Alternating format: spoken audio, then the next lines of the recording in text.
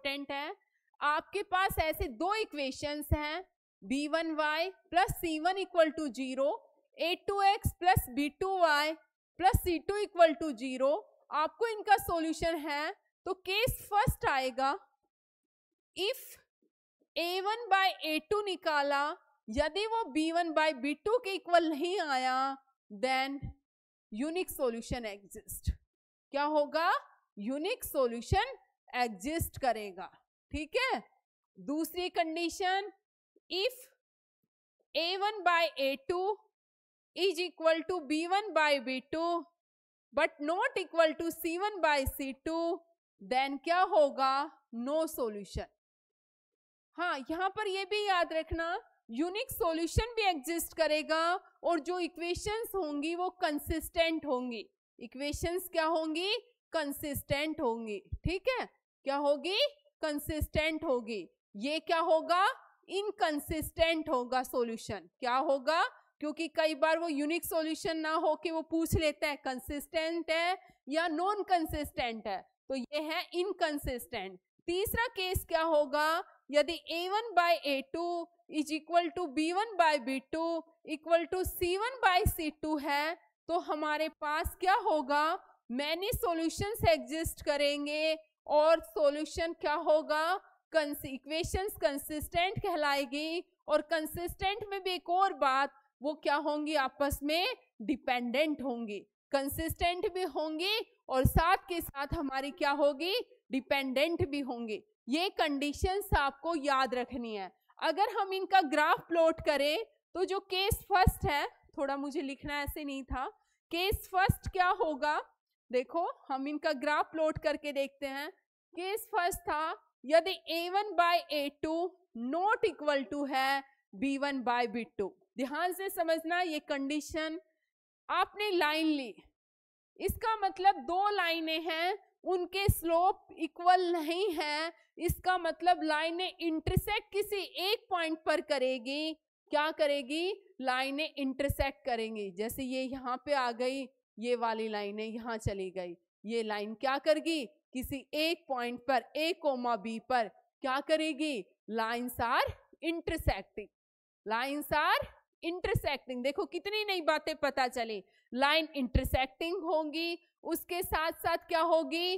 Consistent होगी solution, और उसके साथ साथ यूनिक सॉल्यूशन एग्जिस्ट करेगा, क्योंकि ये सिर्फ एक ही पॉइंट कॉमन होगा इन दोनों के अंदर, वरना और कोई पॉइंट कॉमन नहीं होगा। दो लाइनें जर्नी ऐसे लाइनें कैसे भी हो सकती है, एक इधर से जा रही है एक इधर से आ रही है, ये एक पॉइंट पर मिल गई।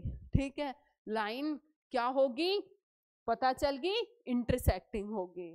ठीक है। दूसरा सॉल्यूशन क्या था? दूसरा मैंने बताया था, if a1 by a2 is equal to b1 by b2 not equal to c1 by c2। इस केस में क्या होगा?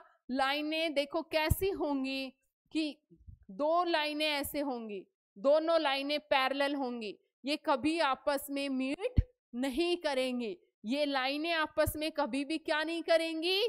मीट नहीं करेगी। और इसके साथ साथ लाइनें क्या होंगी? इनकंसिस्टेंट। पहले तो लिखो सॉल्यूशन इनकंसिस्टेंट होगा, लाइनें क्या होंगी? पैरेलल होंगी, और कोई भी सॉल्यूशन एग्जिस्ट नहीं करेगा। No solution exist. समझ में आया? दूसरा केस। तीसरा केस क्या बताया था मैंने? तीसरे केस में यहां पर ही लिख देती हूं वरना नोट नहीं हो पाएगा। a1 by a2 is equal to b1 by b2 equal to c1 by c2 होगा। तो इस केस में क्या होगा? इसका ग्राफ देख लो। थर्ड केस का जो ग्राफ होगा ये कोइंसाइड करेंगे पॉइंट एक दूसरे के साथ, मतलब ये पहली लाइन है, इसी की लाइन के ऊपर ही हमारी दूसरी लाइन आएगी, इसी के ऊपर जस्ट। ठीक है, इसी के ऊपर जस्ट ये। ठीक है, ये दूसरी लाइन हमारी इसी, मतलब लाइन पॉइंट्स क्या करेंगे? कोइंसाइड। क्या करेंगे? कोइंसाइड करेंगे और कंसिस्टेंट होंगी, और कंसिस्टेंट होते हुए क्या रहेंगी? डिपेंडेंट रहेंगी। मैंने सारे केस बता दिए इसी के साथ साथ आपको। ठीक है, कंसिस्टेंट होने के साथ साथ क्या रहेंगे? डिपेंडेंट रहेंगे। तो आपको ध्यान रहेगा अब कोई भी, और यहाँ पर क्या होगा, कौन से सॉल्यूशन होंगे, इनफाइनाइटली मैनी सॉल्यूशंस होंगे, इनफाइनाइटली मैनी सॉल्यूशंस होंगे केस थर्ड के। नेक्स्ट हम आगे चलते हैं। समझ में आया? जहां पे जो समझ में ना आए मुझे कमेंट में बता दिया करो, क्योंकि मुझे कैसे पता चलेगा कि आपको समझ में आ रहा है या नहीं आ रहा, ठीक है? तो मुझे बता दिया करो, मैं अपनी तरफ से पूरी कोशिश करती हूँ कि आपको समझ में आए। तो ये तो हमने कर ही लिया अभी ग्राफिकल मेथड, है ना? अब हम क्या करते हैं, वो इस तरीके से क्वेश्चन एग्जामिनर बहुत पूछेगा आपसे एग्जाम में, जो मैंने अभी पहले बताया उसी से बेस्ड क्वेश्चन हैं। वो कह रहा है कि 2x प्लस के वाई इक्वल टू 1 है, दूसरी है 3x minus 5y equal to 7 है। ये लाइनें इंटरसेक्टिंग है, ये लाइनें क्या है, इंटरसेक्टिंग है। आपसे k की वैल्यू पूछवाना चाह रहा है। अगर लाइनें इंटरसेक्टिंग है, आपके माइंड में क्या आएगा, क्लिक करेगा कि कहीं ना कहीं a1 by a2 not equal to b1 by b2 होगा। फर्स्ट केस बनेगा, लाइन का आपका जो ग्राफ है वो दिमाग में आएगा कहीं ना कहीं। तो हम केस ले, यहाँ पर a1 क्या है 2, a2 क्या है 3, b1 क्या है k और b2 क्या है not equal to -10 not equal to 3k। Is that implies k is not equal to -10/3। कौन सा केस है, k इक्वल टू, पहला नहीं है दूसरे वाला, हाँ पूरे रियल नंबर में से किसको माइनस कर दो, -10/3 को। इसका मतलब सेकंड केस हमारा बिल्कुल ओके केस है, ठीक है? समझ में आया? अब देखो, following pair of linear equations है, क्या है, 2ax है plus by equal to a है, 4ax है प्लस 2by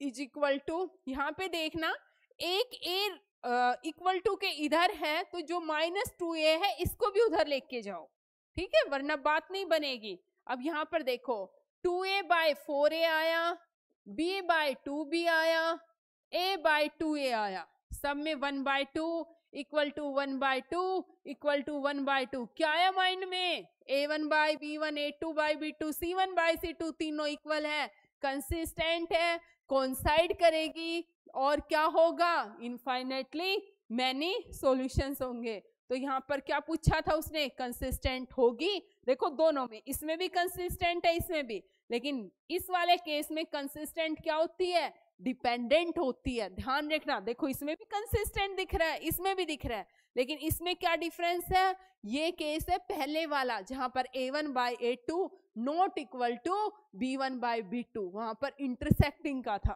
ठीक है?